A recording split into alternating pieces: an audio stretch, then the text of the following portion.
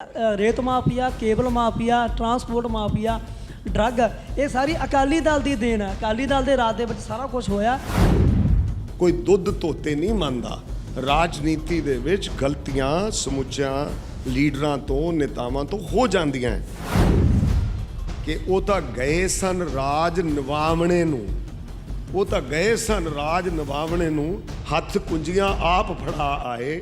Captain Amarinder Singh ਨੇ sign ਕਰਕੇ ਦਿੱਤਾ ਹੈ ਕਿ ਇਹ ਸਿਕਿਉਰਿਟੀ ਪੁਆਇੰਟ ਆਫ ਵਿਊ ਤੋਂ ਕਿਉਂਕਿ ਡਰੋਨ ਆ ਰਹੇ ਹੈ, ਇਹ ਅਮਰਿੰਦਰ ਸਿੰਘ ਨਾਲ ਰਲਿਆ ਹੋਇਆ ਭਾਜਪਾ ਦੇ ਕਿ ਗਵਰਨਰੀ ਰਾਜ ਲਾਗੂ ਕਰਨਾ ਚਾਹੁੰਦੇ ਆ ਪੰਜਾਬ 'ਚ ਅਮਰਿੰਦਰ ਸਿੰਘ ਨਾਲ ਰਲ ਕੇ ਮੋਦੀ ਅਮਿਤ ਸ਼ਾਹ ਕਿ ਜਿਹੜਾ 50 ਕਿਲੋਮੀਟਰ ਦਾ ਨਵਾਂ ਨੋਟੀਫਿਕੇਸ਼ਨ, ਇਹ ਬਹੁਤ ਵੱਡਾ ਟਰੈਪ ਹੈ ਪੰਜਾਬ ਲਈ।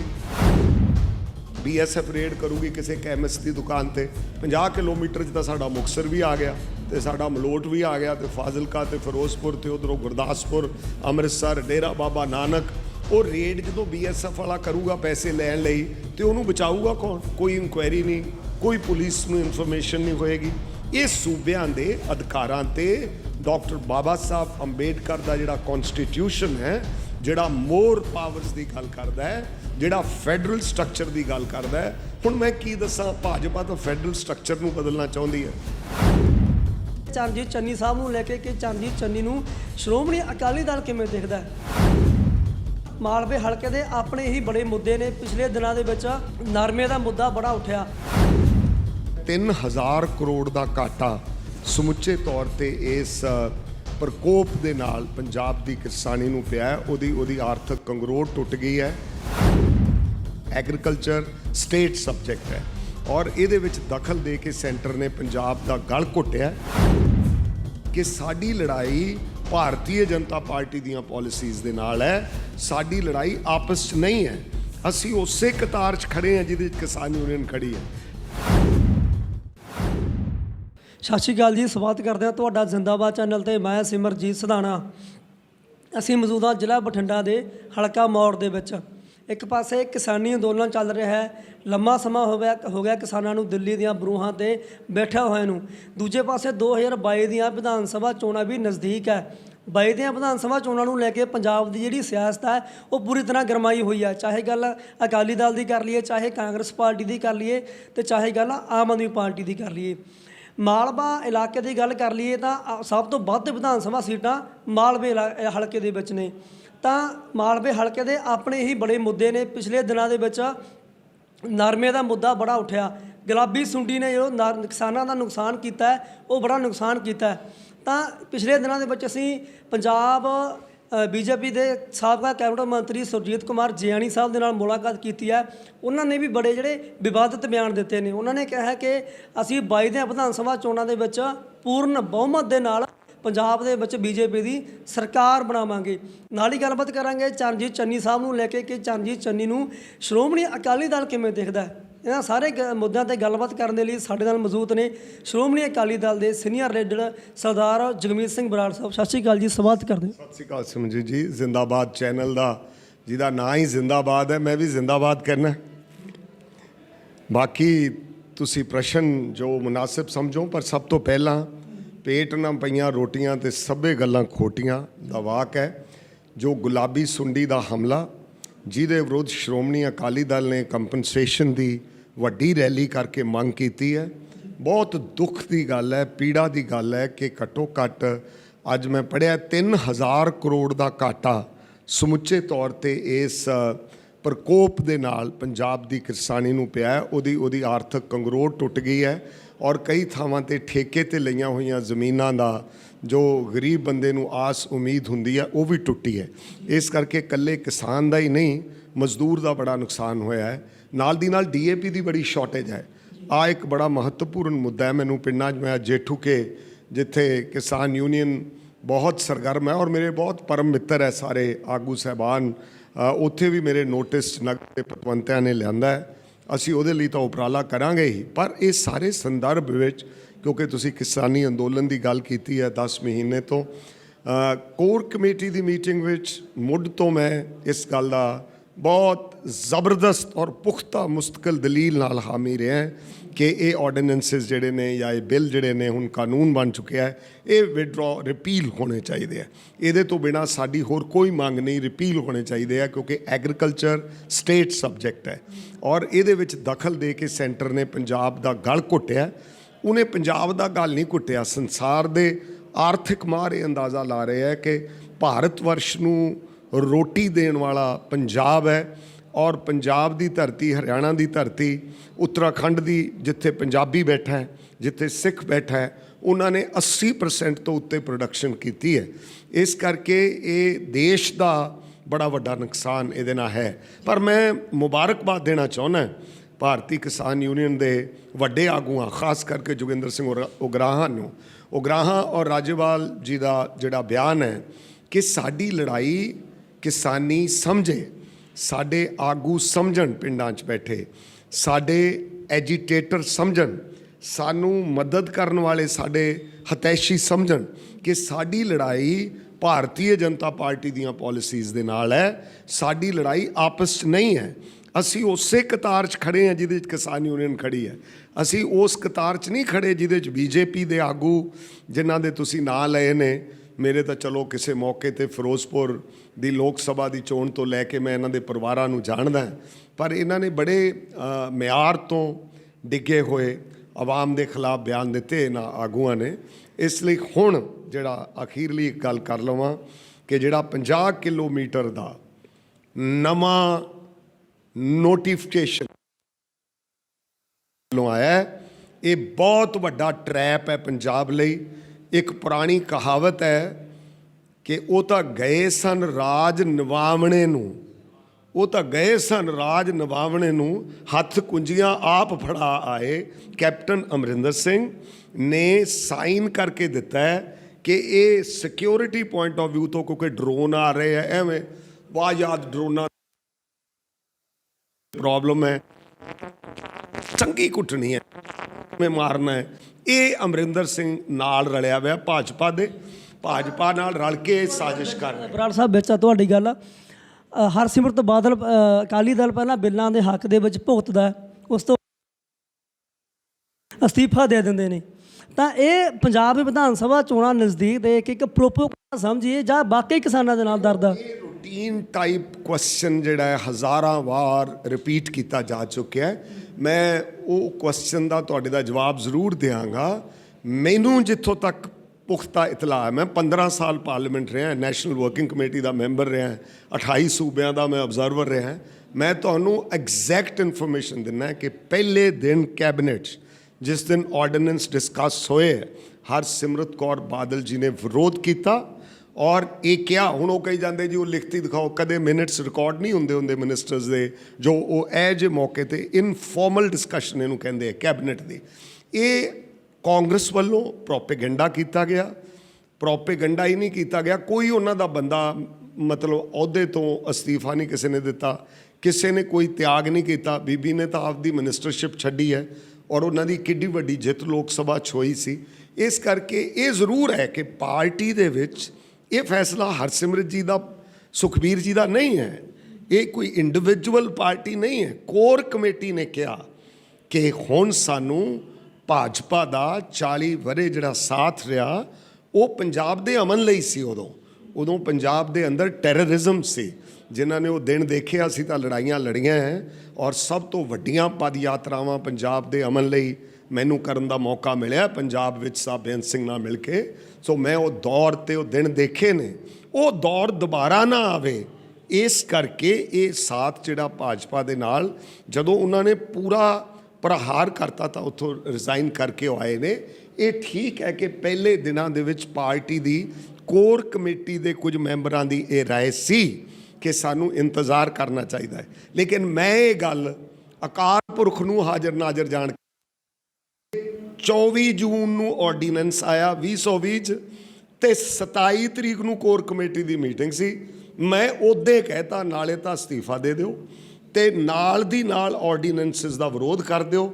ਅਗਰ ਅਕਾਲੀ ਦਲ ਨੇ ਇੱਕ ਰੀਜਨਲ ਪਾਰਟੀ ਜਿਹੜੀ ਇਤਿਹਾਸ ਵਿੱਚ 100 ਵਰ੍ਹਿਆਂ ਦਾ ਜਿਹਦਾ ਇਤਿਹਾਸ ਹੈ, ਕਾਂਗਰਸ ਦਾ ਵੀ ਇਤਿਹਾਸ ਹੈ ਲੰਬਾ, 1890 85 ਚਲੋ ਪਾਰਟੀ ਬਣੀ, ਉਹਨਾਂ ਦਾ 100 ਵਰਿਆਂ ਤੋਂ ਉੱਤੇ ਹੈ, ਸਾਡਾ 100 ਵਰਿਆਂ ਦਾ ਇਤਿਹਾਸ ਹੈ। ਉਹਨਾਂ ਦਾ ਰਾਜ ਕਰਨ ਦਾ ਇਤਿਹਾਸ ਹੈ, ਅਕਾਲੀ ਦਲ ਦਾ ਦੇਸ਼ ਨੂੰ ਆਜ਼ਾਦ ਕਰਾਉਣਾ, ਐਮਰਜੈਂਸੀ ਦੇ ਵਿਰੁੱਧ ਲੜਨਾ, ਪੰਜਾਬੀ ਸੂਬਾ ਮੋਰਚਾ ਜਿੱਤਣਾ, ਗੁਰਦੁਆਰਿਆਂ ਲਈ ਕੁਰਬਾਨੀਆਂ ਕਰਨੀਆਂ, ਪੰਜਾਬ ਨੂੰ ਬਚਾਉਣਾ ਇਤਿਹਾਸ ਹੈ। ਦੱਸਣ ਤੋਂ ਮੇਰਾ ਪ੍ਰਭਾਵ ਆਪ ਨੂੰ ਇਹ ਬੇਨਤੀ ਮੈਂ ਕਰਦਾ ਕਿ ਜਿਹੜਾ ਆਹ ਹੱਲਾ ਹੈ ਨਾ, ਹੁਣ ਇਹਨੂੰ ਕਹਿੰਦੇ ਅੰਗਰੇਜ਼ੀ 'ਚ ਕੈਪਟਿਵ ਸਟੇਟ ਨੂੰ ਪਹਿਲਾਂ ਕੈਪਟਿਵ ਕਰੋ, ਪਹਿਲਾਂ ਬੰਦੀ ਬਣਾਓ। BSF ਰੇਡ ਕਰੂਗੀ ਕਿਸੇ ਕੈਮਿਸਟ ਦੀ ਦੁਕਾਨ ਤੇ, 50 ਕਿਲੋਮੀਟਰ 'ਚ ਤਾਂ ਸਾਡਾ ਮੁਕਤਸਰ ਵੀ ਆ ਗਿਆ ਤੇ ਸਾਡਾ ਮਲੋਟ ਵੀ ਆ ਗਿਆ ਤੇ ਫਾਜ਼ਿਲਕਾ ਤੇ ਫਿਰੋਜ਼ਪੁਰ ਤੇ ਉਧਰੋਂ ਗੁਰਦਾਸਪੁਰ, ਅੰਮ੍ਰਿਤਸਰ, ਡੇਰਾ ਬਾਬਾ ਨਾਨਕ।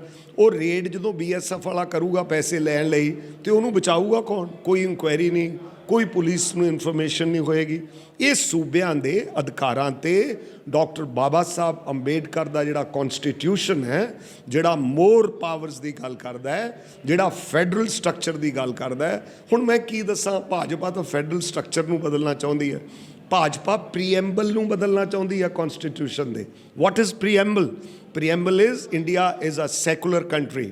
ਇਹ ਬਦਲ ਕੇ ਉਹਨੂੰ ਸੈਕੂਲਰ ਦੇ ਸ਼ਬਦ ਨੂੰ ਜਿਹੜਾ ਹੈ ਉਹ ਗੋਵਾਲਕਰ, ਹੈਡਗੇਵਾਰ ਔਰ ਜਿਹੜੀਆਂ ਨੀਤੀਆਂ ਰਹੀਆਂ ਵਿਨਾਇਕ ਦਮੋਦਰ ਵਿਨਾਇਕ, ਉਹਨਾਂ ਨੀਤੀਆਂ ਨੂੰ ਮੋਦੀ ਸਾਹਿਬ ਲਾਗੂ ਕਰਕੇ 80% ਪੋਪੂਲੇਸ਼ਨ ਨੂੰ ਇੱਕ ਪਾਸੇ ਕਰ ਦਿਓ, 20 ਨੂੰ ਇੱਕ ਪਾਸੇ ਕਰ ਦਿਓ ਤੇ ਲੋਕਾਂ ਨੂੰ ਮਾਰ ਕੇ, ਕੁਚਲ ਕੇ, ਦੱਬ ਕੇ, ਅਧਿਕਾਰ ਖੋਹ ਕੇ ਉਹਨਾਂ 'ਤੇ ਰਾਜ ਕਰੋ।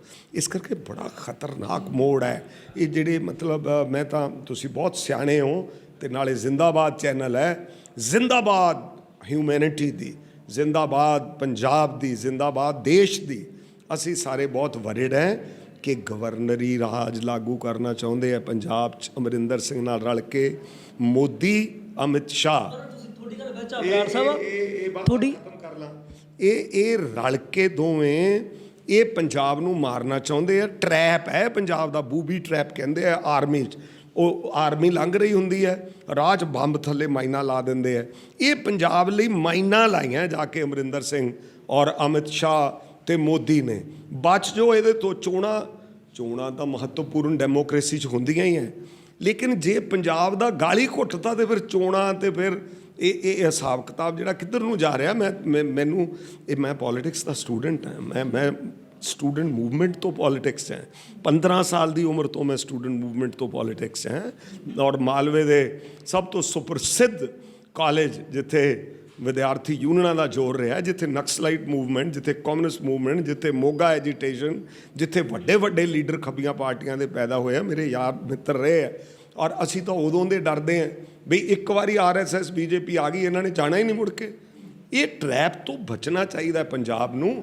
ਹੁਣ ਚੰਨੀ ਸਾਹਿਬ ਦਾ ਤੁਸੀਂ ਪ੍ਰਸ਼ਨ ਕੀਤਾ, ਬੜਾ ਵਧੀਆ ਢੁਕਵਾਂ ਪ੍ਰਸ਼ਨ ਹੈ, ਸ਼ਾਇਦ ਇਹਨਾਂ ਸਾਰੇ ਪ੍ਰਸ਼ਨਾਂ 'ਚੋਂ ਇਹ ਰੈਲੇਵੈਂਟ ਹੋਏ। ਦੇਖੋ, ਪਹਿਲੀ ਗੱਲ ਹੈ ਸਰਮਾਏਦਾਰੀ ਤੇ ਰਜਵਾੜਾਸ਼ਾਹੀ ਦਾ ਮੈਂ ਸਮਝਦਾ ਹਾਂ ਕਿ ਉਹਨਾਂ ਦਾ ਹੰਕਾਰ ਤੇ ਆਕੜ ਭੰਨ ਕੇ ਇੱਕ ਗਰੀਬ ਪਰਿਵਾਰ 'ਚੋਂ ਚਰਨਜੀਤ ਸਿੰਘ ਚੰਨੀ ਮੁੱਖ ਮੰਤਰੀ ਬਣਿਆ। ਮੌਕਾ ਦੇਣਾ ਚਾਹੀਦਾ। ਹਰ ਬੰਦਾ 2 ਮਹੀਨੇ, 3 ਮਹੀਨੇ, 4 ਮਹੀਨੇ, ਉਹਨਾਂ ਨੂੰ ਵਿਚਾਰਿਆਂ ਨੂੰ, ਮੈਨੂੰ ਤਾਂ ਲੱਗਦਾ 3 ਕੁ ਮਹੀਨੇ ਹੀ ਰਹਿ ਗਏ ਆ, ਤਾਂ 2 ਹੀ ਰਹਿ ਗਏ ਹੁਣ ਕੋਡ ਆਫ ਕੰਡਕਟ ਲਾਗੂ ਹੋਣ ਲਈ।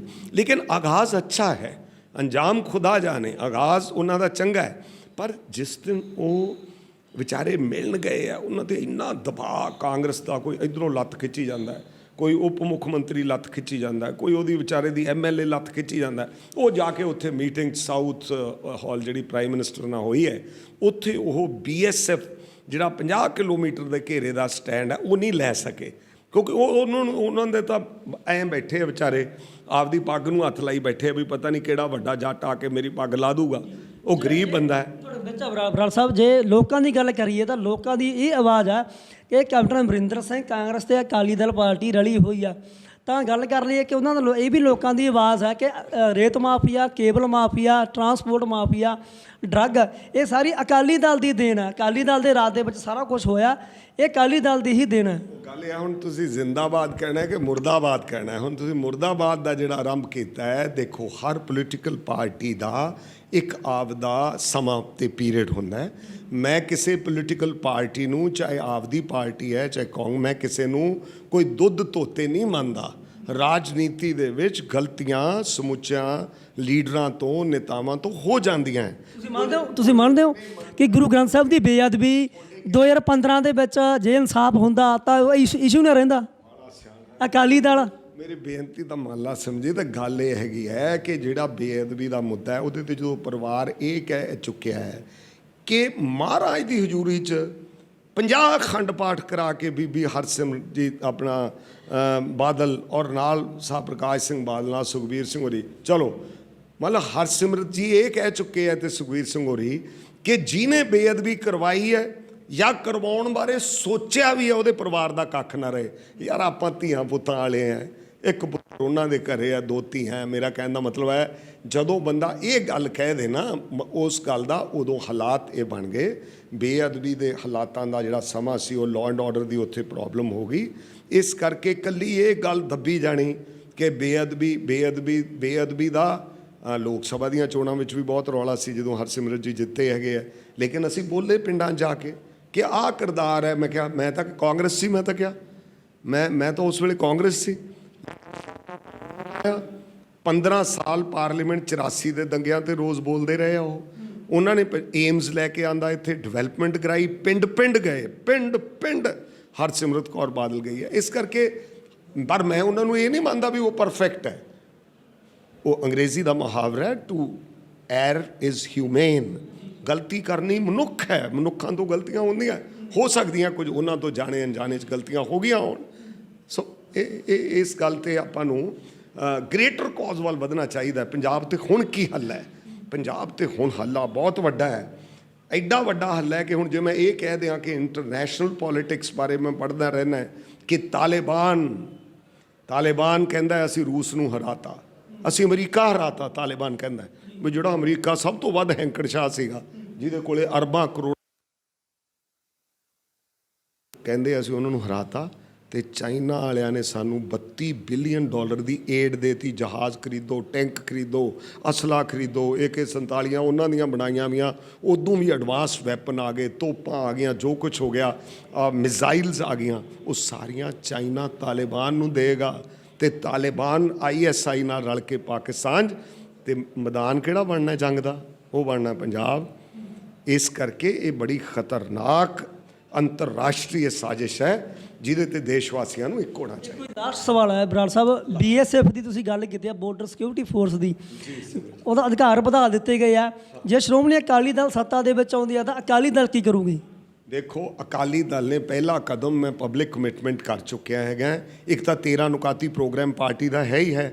ਅਸੀਂ ਹੁਣ ਇਹ ਕਰਨ ਜਾ ਰਹੇ ਹਾਂ ਕਿ ਮਹਾਰਾਜ ਸੱਚਾ ਪਾਤਸ਼ਾਹ ਮਿਹਰ ਕਰੇ, ਸਤਿਗੁਰ ਅਗਰ ਸ਼੍ਰੋਮਣੀ ਅਕਾਲੀ ਦਲ ਨੂੰ ਜਿਹੜੀ ਸ਼ਹੀਦਾਂ ਦੀ ਪਾਰਟੀ ਹੈ ਉਹਨੂੰ ਦੁਬਾਰਾ ਰਾਜ ਭਾਗ ਦਾ ਮੌਕਾ ਦਿੰਦਾ ਹੈ, ਸਦਨ ਦੇ ਪੱਟ 'ਤੇ ਅਸੀਂ ਸਵਾਮੀਨਾਥਨ ਕਮੇਟੀ ਰਿਪੋਰਟ ਹੈ ਜਿਹੜੀ ਵੱਡੇ ਮੁੱਦੇ ਦੀ ਗੱਲ ਕਰੀਏ, ਜਿਹਦੇ ਨਾਲ ਕਿਸਾਨੀ ਬਚੇ, ਜਿਹਦੇ ਨਾਲ ਮਜ਼ਦੂਰ ਬਚੇ, ਜਿਹਦੇ ਨਾਲ ਖੇਤ ਮਜ਼ਦੂਰ ਬਚੇ, ਜਿਹਦੇ ਨਾਲ ਔਰਤਾਂ ਜਿਹੜੀਆਂ ਧੀਆਂ ਭੈਣਾਂ ਸਾਡੀਆਂ ਖੇਤਾਂ 'ਚ ਕੰਮ ਕਰਦੀਆਂ ਉਹਨਾਂ ਦੀ ਆਮਦਨੀ ਵਧੇ, ਉਹਨਾਂ ਨੂੰ 2% 'ਤੇ ਵਿਆਜ ਮਿਲੇ, ਉਹਨਾਂ ਨੂੰ ਆਪਣੇ ਪਿੰਡ 'ਚ ਕਿੱਤੇ ਕਰਨ ਦਾ ਮੌਕਾ ਮਿਲੇ ਜੋ ਵੀ ਉਹ ਰੁਜ਼ਗਾਰ ਦੇ ਕਿੱਤੇ ਕਰਦੀਆਂ ਹਨ। ਇਸ ਕਰਕੇ ਇਹ ਸਾਰੇ ਐਗਰੀਕਲਚਰ ਸਟੇਟ ਸਬਜੈਕਟ ਹੈ। ਆਰਡੀਨੈਂਸਿਸ ਨੂੰ ਅਸੀਂ ਰਿਜੈਕਟ ਕਰਾਂਗੇ ਪਹਿਲੇ ਦਿਨ, ਸਵਾਮੀਨਾਥਨ ਕਮੇਟੀ ਰਿਪੋਰਟ ਨੂੰ ਲਾਗੂ ਕਰਾਂਗੇ ਔਰ ਪੰਜਾਬ ਨੂੰ ਵਧੇਰੇ ਅਧਿਕਾਰਾਂ ਦੀ ਲੜਾਈ